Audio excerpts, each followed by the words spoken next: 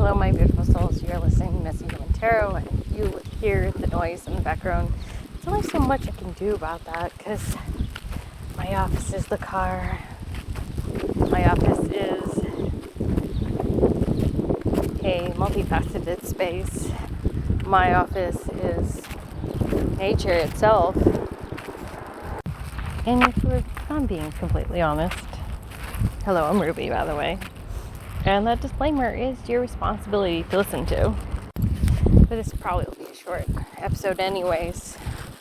I just want to touch on some interesting points from the universe. So some of you may or may not know, I'm an augur witch, psychic medium, clairaudient, clair what the heck?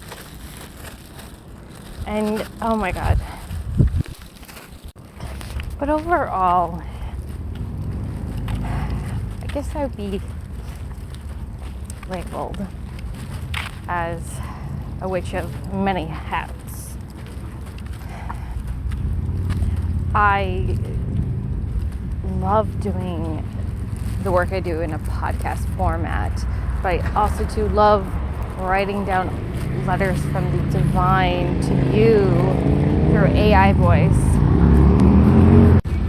And I just love doing channeled messages from the divine as well. And sometimes the divine speaks through other people to me, or they just play on repeat a specific song, and I'm like, are you just quite done yet? And like, nope, not until you get the message, until you get the memo. And I'm not gonna lie, some of these messages come in kid songs and Disney songs and anything the universe can get their hands on, because they're trying to make the message as pleasant as possible. And I try to do the same favor to you guys, because I know the universe genuinely cares about us. Like sometimes we need that gentleness. And something they've been trying to convey is that the good times might be coming sooner, might be coming later. But we do have to elevate our frequency regardless. We have to celebrate regardless. We have to take care of ourselves regardless. We really shouldn't be fixated on the timing of things or the manifestation or the outcome. Because when we fixate on the results, we forget so easily what we're here to do in this world, is just to have joyful experiences, to find inner peace, to take care of ourselves, to love and laugh, to have a good time. We forget in many different ways. Like a fist we hold tightly, it hurts after a while. That's the fixation of negative thinking, negative feeling states, focusing on what other people are doing, complaining. It hurts, and yet we keep doing it. And when we focus on the source of our blessings, it can help a little bit more. You see, when we focus so heavily on the pain, the suffering, we forget our true selves. We forget our intentions. It's difficult to intention segment. It's difficult to focus on the here and now. We forget on what's good in this world. And there's a great deal of good things in this world. The source of all that takes many forms. So do not worry about what form, what words, what actions, even what message the divine brings to you. Source knows what's going to work for us. Source knows how to get our heartstrings moving, our blood pumping, our heart singing. Source will find a way of communicating to us, because they love deeply our every ounce of spirit in us. Source loves us so much that they're willing to go far. They're willing to be patient and wait us out. They're willing to find a message that clicks in place like a key that opens the door. I will say though, the source, like a dog, will sense your intention.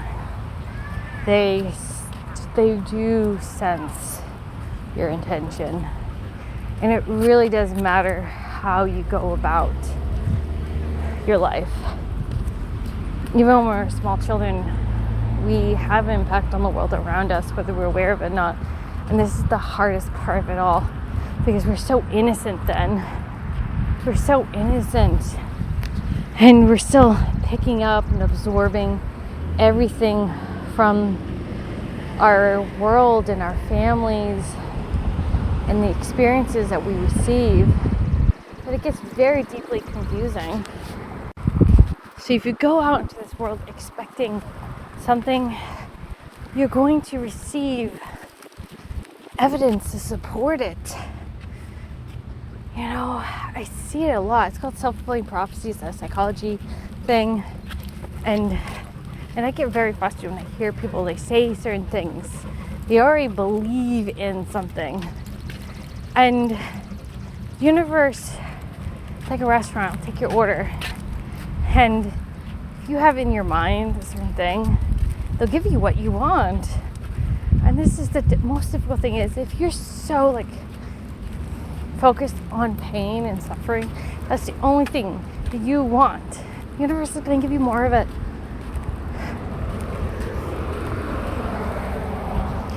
It deeply unsettles me when I hear people tell me about what their expectations are, what they believe is going to happen to them, because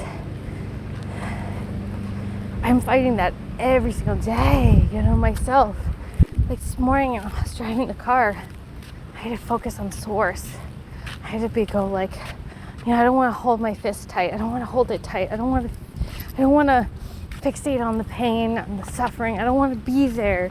Please find a way of taking me out of this. Distract me. Give me something good to focus on. And because I asked the universe to do that, and I know that the universe, when you ask them for things, they will give you what you ask. And so it's very fortunate that I'm a believer of the universe. It gave me what I needed, and it helped me tremendously to break free a very, very difficult moment. Like glass, it was shattered, and I was able to get through it.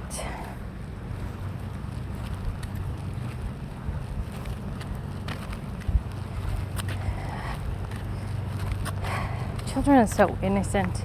I have in my head these kids laughing and laughing.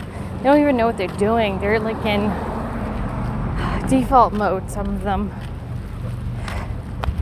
They've already been imprinted with a blueprint. And then the song by Lori Bergner, the elevator song, you should check it out. It's a really good one. And for whatever reason, it keeps running through my head. Waiting for the elevator, might come sooner, might come later. And then while you're waiting for the elevator, you do certain things to make yourself feel good. It's actually a really good song about patience, and I love it because, even us adults, we're struggling with patience constantly. And how are you supposed to teach children patience if you're struggling with it yourself, right? But you have to find a way. And so I hear that song, I'm like, all right, the universe wants me to move away from focusing on the outcome. It's like, it might come sooner, it might come later. All right, well, that is something outside of my control. It's pretty fascinating how my life works. It really is. I've been very blessed to be guided by the divine source. And one of the messages they told me Because you can't focus on what you can't control. Focus on what you can control. And that's usually our response to things. You know, temperance card keeps popping up. You know, it's like, find a way of being calm and mellow and taking it easy. You know, the things we want might come sooner, might come later. So while you're waiting, what are you gonna do? You know, in ABA we have to teach kids how to wait.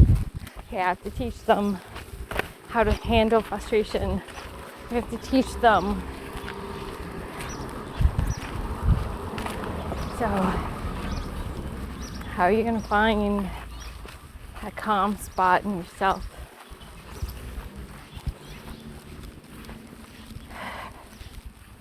Do a body scan. Do mindful exercises by connecting to what you see, what you smell, what you feel, what you hear. Just fully connect to that present moment. Because when you're in the here and now, you have access to so much beautiful things. Life is so much more enjoyable when you're in the here and now. It's truly is. That's where joy is in the here and now. It's easier to celebrate. It's easier to rest. It's easier to appreciate the people we have in our lives. It's easier to make memories that we can remember later on. You know, something I try to actively do with my kiddos is remind them of the good times. You know, it makes them smile when you remember something wonderful. It helps them a little bit to say, oh yeah, that's right. That's right, that was good times. Yeah, you're right. And not everything's always hard. And then you move away from that moment where you had this moment of like, yeah, you're right, it's not always hard. You focus on the moment, the joy, the ease, because the ease is in the present moment. When you just hear the sound, the crickets, the birds, see the light playing on the trees, seeing the wind pass through the trees, seeing the dog, his pleasant personality. It's in these moments, it's not so messy after all.